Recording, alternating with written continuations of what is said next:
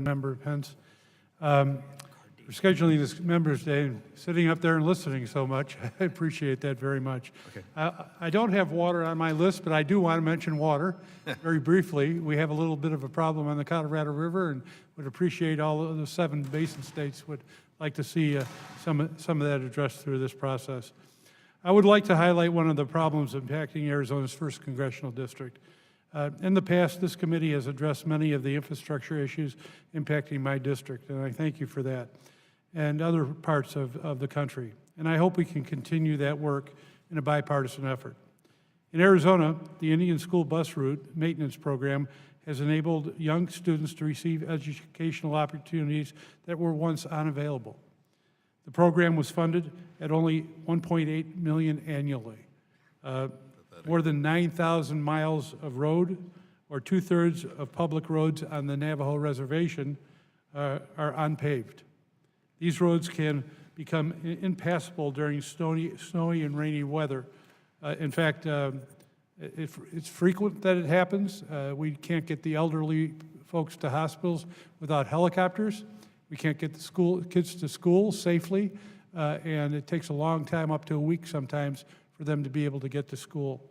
This poses many challenges for the families and the children on Navajo Nation. When road conditions are poor, school buses simply cannot bring kids to school safely.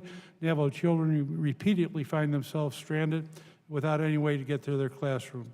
A GAO found evidence of this problem in 2017. The report found that road conditions can be a barrier to attendance, and that the Department of Education data shows that Native American children have a chronic absence rate that is 9% higher than non-Native children. I asked this committee, as part of the Transportation Reauthorization Bill, to reauthorize the Indian School Bus Route Maintenance Program and help to get Native American children back to school. Second, I strongly support this committee providing a multi-year reauthorization bill that addresses the pending insolvency with the Highway Trust Fund.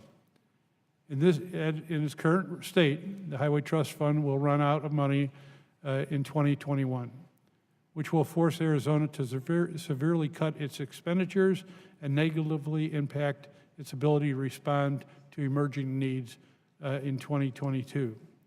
A long-term reauthorization measure will allow Arizona and other states to strategically plan critical infrastructure projects, which are critical not only because of need, but because of the need for long-range planning on almost all of these projects.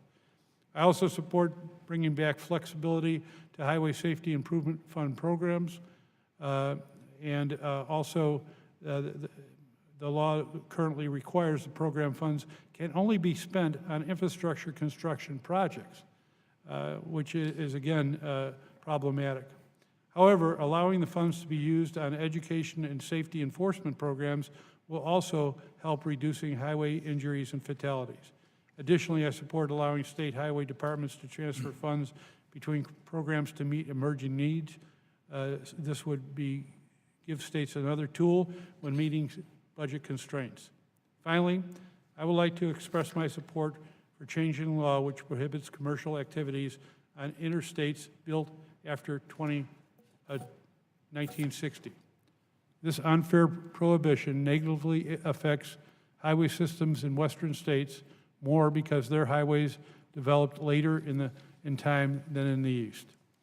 I would be remiss if I didn't mention broadband and the need for that, and the continuing lack of broadband throughout rural America.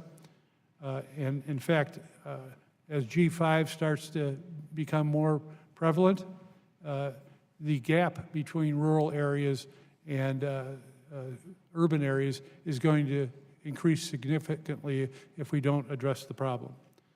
By fixing this problem, this and other problems, Congress puts all states on equal footing and creates another tool to help meet the construction and maintenance needs of our states and our country. Thank you for the time. I look forward to working with this committee in the future. Thank you very much. I thank the gentleman for his testimony. He'd be pleased to hear that